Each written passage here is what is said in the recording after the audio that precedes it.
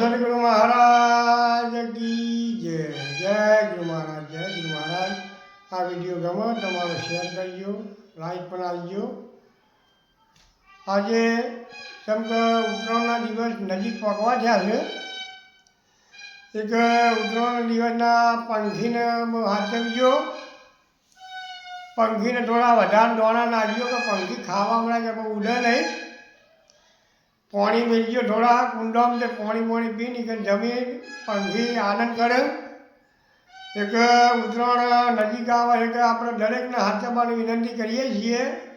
અને પહેલા નંબર આપણે બાળ ગોપાળ, જે આપણા બાળકો નાના નાના છે એવાના ઉપર કદાચ નોકરી જતા હોય તો ઉત્તરાયણની રજાઓ પાડજો.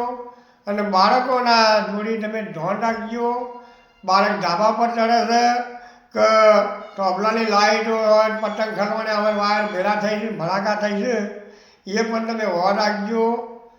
કોઈ છોકરા જે બાજુ રમે છે એ બાજુ દરેકને પરિવારને એવાના મા બાપને દરેકનું વિનંતી કરું છું કે એક 2 દિવસ 4 દિવસ તો બાળકોને તમે પૂરેપૂરી ખાતરી આપજો અને ધ્યાન રાખજો.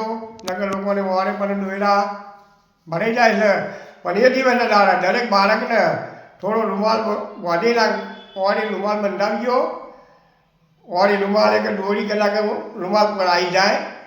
એક જે પતંગ ઉડાડે એ રૂમાલ વાળી બાંધે. એક થોડું કાળજી થાય એટલે કે છૂટી વાળો નહીં મેળવાની. અને દરેક પગમાં બૂટ પણ પહેરાવજો, મોજા પહેરાવજો, પગ દોરી વાગે નહીં. આ રીતે બધી દરેકને કહું છું કે દરેકને કાળજી રાખજો. બાઇક